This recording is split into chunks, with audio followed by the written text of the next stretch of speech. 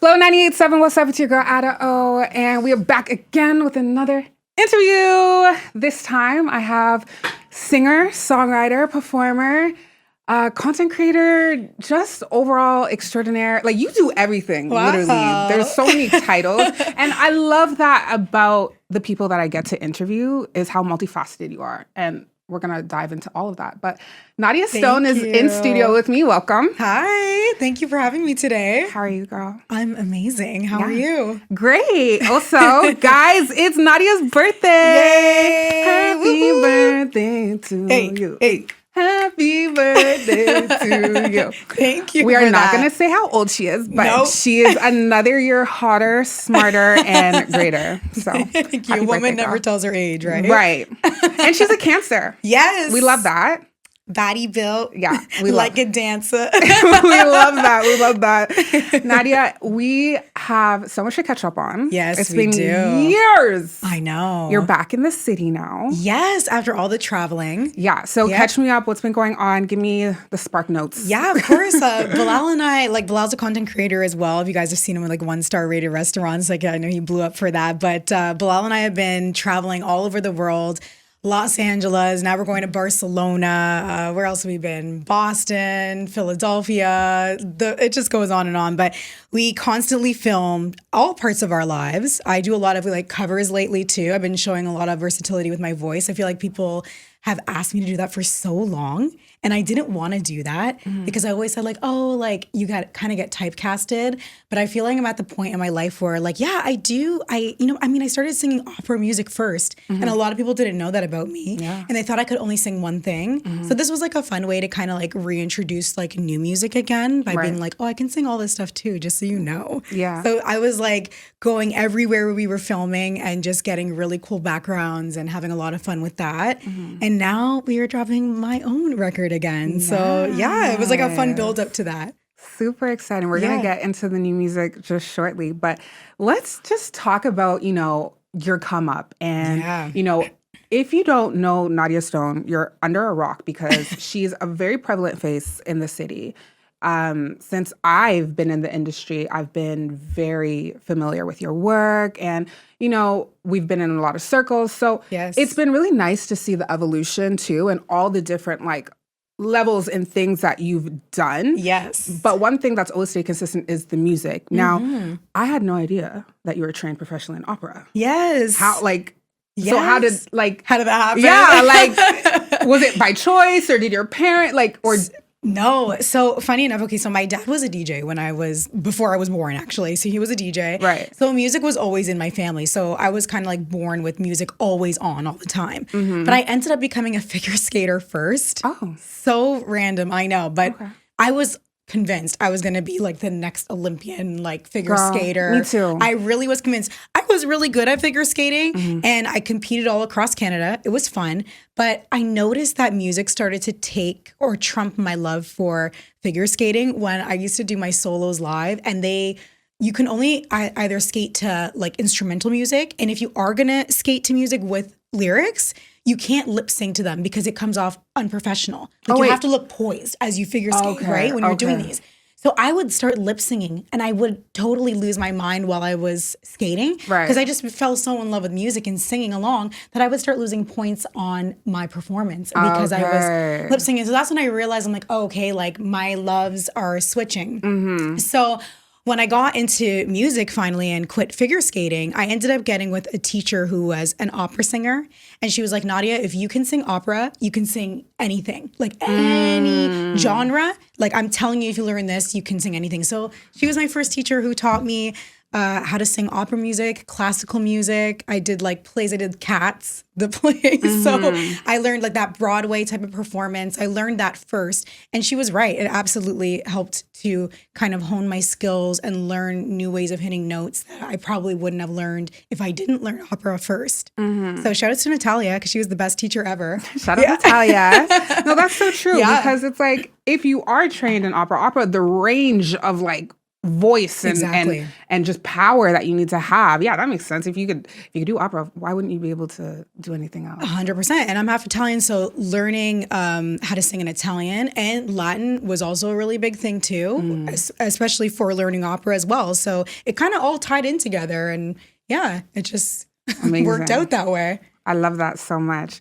So the past couple of years, you've been in LA. You took a break from the city, and I could relate because I too had to do that. I think as creatives at some point, like I hate to say it, but like, do you feel like you need to leave Toronto to, like, it sounds cliche, it sounds gimmicky, it sounds corny, but like, I don't know where we're at and how things are not adding up. Like, I personally felt leaving was what I needed to do for myself. Absolutely. You know? I love this city so much. I really, really do. All my family's here, all my friends, I really do love it. But if you look at all the artists who have popped off that are born and raised here, they all went at some somewhere point else and blew up and then came back home. So it seems like that is kind of the blueprint.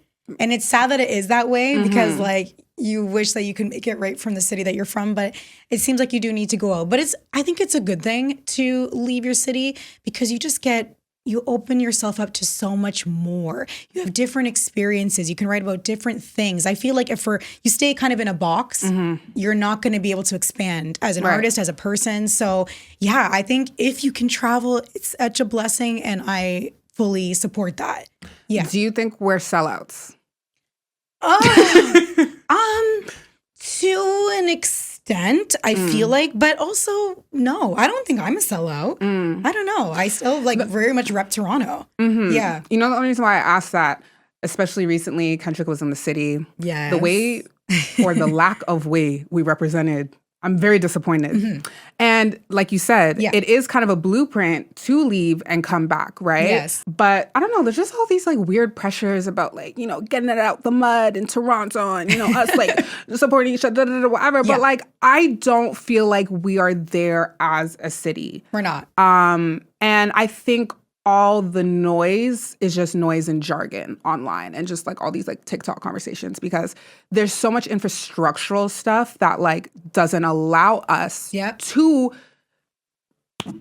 pass that ceiling. You know what I mean? But that's a whole deep conversation for another day. We could go on for days. Literally. But like, I loved watching your journey. I was very like up to date with the whole content stuff. Like, it was actually really dope to see. I was like, wow, Nadia is killing it. So good for you. Yeah. I've been through some crazy stuff too. Like, I feel like for females in the industry, it is very, very hard. Especially when you're like doing a lot of the content, the music, the writing all yourself. Like, I'm kind of a one-woman show right now. Literally. So sometimes I look at what I've done. I'm like, how did I do this? All on my own without like losing my mind. Actually. Are you burnt out yet? You know what? I feel like any normal, sane person would be burnt out. Yeah. But my love for entertaining and music is at a level where I can't even explain to you that it keeps me going every day. Truly, truly. I feel like if I did not do music, I don't think I would be happy as a person. Okay. So even if I'm not like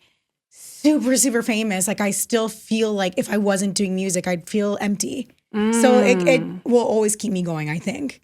Yeah, I always say I'm loyal to a fault. I'm loyal to this. Yeah, no, I always say that too. Like growing up, I said, I want to get paid to talk for the rest of my life. Period. And I feel like I'm at the place where I'm finally getting paid to talk for the rest of my life, you know? And claps for that. Even when I wasn't getting paid to talk for the rest of my life, it just brought me so much joy connecting with people, hearing other people's stories, sharing my own. So I totally get that. Even if I don't become the biggest whatever. Yeah, no, I'm true to this. But you're born for this. So like, I too, girl. I mean, from the day I met you, I was like, yeah. Like, look at you already. So, it speaks for itself. I appreciate it. Yeah, it's true. Okay, so I have this new thing that I'm doing where I'm asking people some personal questions. So we're going to get deep into some stuff. So I need you to show me the last 3 pictures on your camera roll or the last 3 ChatGPT prompts. Oh, no. Okay, it's going to be the last 3 pictures. The last 3 pictures. The last, like in my camera roll, right? Yeah, and you have to explain them. Okay. Pictures, not videos. Whatever comes up, the last 3 things. Okay, so Okay, the last three things is a birthday photo shoot that I did, but it's very like, let's see. They're like, I was trying to choose. Okay, it's the proof. The photos. So that's literally it. I was doing this like last night very late. Okay. Right now they look very, you know. Okay. Well, it's the proof. It's the proof photos. Like they're gonna be edited. They're not final yet, but it's looking good. What is this? It's giving like mermaid. Yes. You're in the water. Yes. Ooh, I love that. That's like my whole. I'm in my mermaid siren era. Yes. Right? It's a water. It's a water sign. It's a water sign. It's the crab by like the symbol. Mm-hmm. But I've always been obsessed with mermaids, the mythology of like the sirens. Because I don't know if you know like the difference between a mermaid and a siren. Okay, so Siren's the one that like screams and like brings men in, right? Exactly. Okay. So my whole project right now is called Siren that I'm leading up to. Mm-hmm. But I've always been obsessed with mermaids. I've always been obsessed with anything to do with water. I mean, I'm a water sign, so you know my favorite color is blue. You know, the water is blue. So I just love everything to do with water. The whole Titanic story, the Little Mermaid, everything to do with that, I've been obsessed with. So this project is called Siren because since we're talking about personal stuff, I feel like I'm kind of in like that siren revenge mode era where all the people who did me wrong up until this point, I'm just talking about it in a very like mythological way, you know, giving some air of mystery, but also telling a little bit of the story at the same time. Okay. Yeah. So since you don't want to share your last ChatGPT prompts, I need to know what is some of the stories and themes that are going to be on this project. Like, what is some of the heartbreak that you've experienced that has, you're calling yourself a siren now, so... Give me something good. Give me something juicy. This is really juicy. Okay. Like really juicy. Some people in the city might already know this. Okay. But I used to be signed to an indie label out here. Right. And the person who was managing me was very shady. Did me dirty. I mean, that's how it goes in the industry, unfortunately. But one piece, like a juicy piece, is he ended up putting a car in my name. Oh. Like what type of car? A Range Rover. Oh. Did you drive it? Once. Okay. Yeah. So pretty much like stole the car from me, but with my name on it and like didn't make payments on the car. So like that was a big one. Of course. It was a big doozy to recover from. So I feel like that's like one really juicy thing that happened. There's so many juicy things that happened, but that was one of the like, when I tell people this is always the face that I see when I tell people this. So yeah, I've been done like kind of really done dirty. No, I feel you know, but also using my name at the same time. So did you know, or was it like without your knowledge? Oh my gosh, that's the worst. Like I found out like my name being forged on other things as well. Oh. Like not to get too into it, but like, So this person is one of many. Right. Who I feel like this project is like, I'm here super like strong now. It's like I lure everybody in and then I drop it. No, I feel you. I feel you. I had an ex once that would like just constantly be using my car. Now, I willingly was a participant. Oh no. Which is disgusting behavior. Because it's okay. We've all been there. I will never do that again. Please, never. Like, never let somebody's dusty son use your car. Use anything. It's crazy. It's crazy. Yeah, and it was like a whole thing. And then I remember like my cousin one time, like we're all in the car and my cousin was like, so when you're using my sister's car, are you making provisions for her to like be more... I was so embarrassed. But at least she said it for you though. She was standing on business. Embarrassed. I was like, oh yeah. And it was that when I learned never let, I mean, that's crazy. Like, never. No. Unless they're like truly your life partner, like yes, I'm blessed to have that now. Yes, like it, but I had to go through the mud to find that. Yes. Hopefully, not everybody has to go through the mud to find that, but I went through the mud. But it definitely shaped me, and yeah, it just you just gotta really like look at everything. Yeah. Shout out Bilal. Yeah, shout out to Bilal, the good one. Never about him. Okay.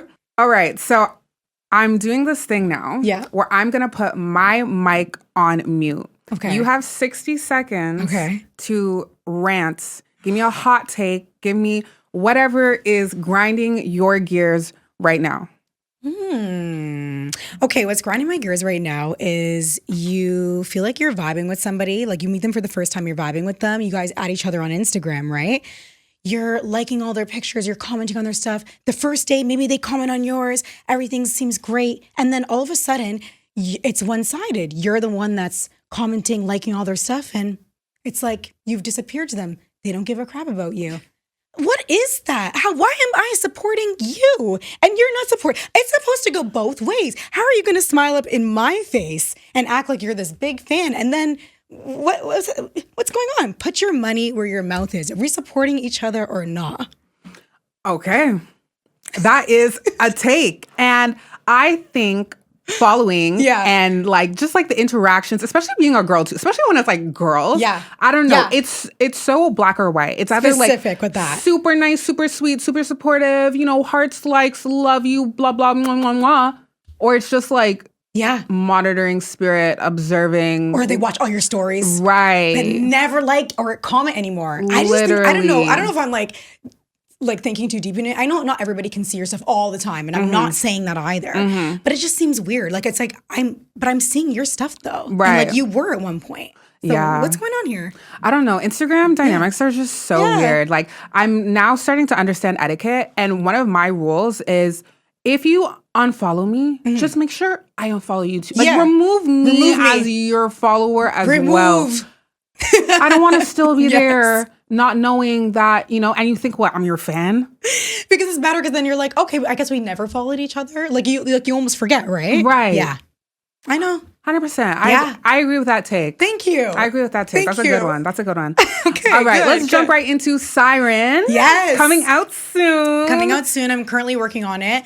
One of the songs that's obviously going to be on it is Dirty. Yes. Yes, which is kind of derived from what? One of the situations okay. I told you with the whole car. Talk to me about Dirty. First, let's talk about Dirty. Yeah. So what is Dirty about? How did it come about? What is it showing? Are you dirty? Are you calling them dirty? Who's dirty? It's not like Christina Aguilera dirty. Okay. That kind of dirty. It's right, like you're feeling like, nasty or whatever. This is more about a person. It doesn't have to be a guy, but it's just about a person who you thought was one thing. They said they were going to be one thing and you were so excited for that, to see that. And they were the complete opposite and ended up doing you dirty. So that could be really anything. But in my case, it's like, I gave you, my honesty, my openness, my heart, and you ended up doing the complete opposite back to me. So, betrayal. Fair. Yes. That's exciting. Yep. Now, I've heard Dirty a little bit. Yeah. And I like the vibe. Thank you. I really like the sounds that are coming from you. You've always had a very beautiful, angelic voice. Thank so, you. like, it comes natural. But I'm really excited to see how this project is. I'm interested to hear the tea. Yes.